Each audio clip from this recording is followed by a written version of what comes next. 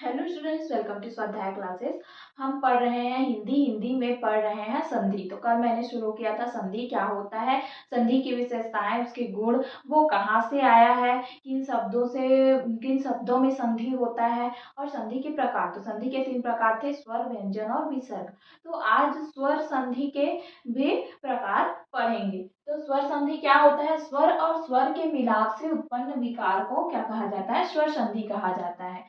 यानी यहाँ पे जो पहला शब्द का आखिरी वर्ण है और दूसरे शब्द का पहला वर्ण है, वो दोनों क्या होना चाहिए, स्वर होना चाहिए।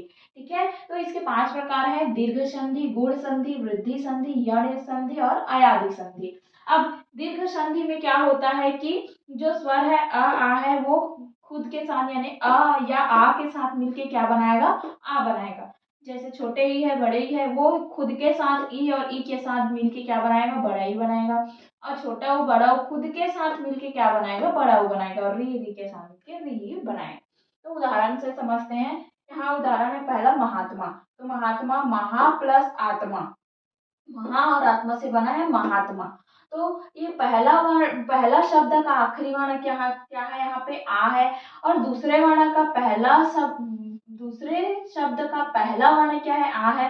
तो दोनों आ और आ मिलके क्या बना है, यहाँ पे आ बना रहे हैं। तो ये क्या हो गया, दीर्घ संधि का उदाहरण हो गया। वैसे ही दूसरा में कपीस है। तो कपी और इसमें टूटेगा कपीस। तो ये यहाँ पे छोटा ही है और यहाँ दूसरे शब्द का पहला वर्ण क्या है, बड़ा ही है। तो दोनों मिलके क्या बनाएंगे, यहाँ बड़ा ही बनाएंगे। अब भानुदय में भी यहाँ छोटा ऊ है और यहाँ छोटा ऊ है। तो दोनों छोटा ऊ मिला के क्या बनाएंगे, यहाँ बड़ा ऊ बनाएंगे।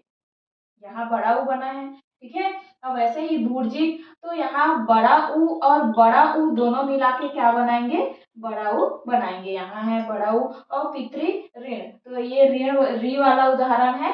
यहाँ से यहाँ त में आखिरी वर्ण क्या है, पहले शब्द का आखिरी वर्ण री है और यहाँ पे भी री है। तो दोनों री और री मिलके क्या बनाएंगे, ऋण बनाएंगे। तो पितृ ऋण, पितृ और ऋण दोनों मिलके पितृ बनाएंगे। दीर्घ संधि में से बड़ा आ, बड़ा ई, बड़ा ऊ और री मिलेगा आपको। तो इससे आप आसानी से दीर्घ संधि को पहचान सकते हैं।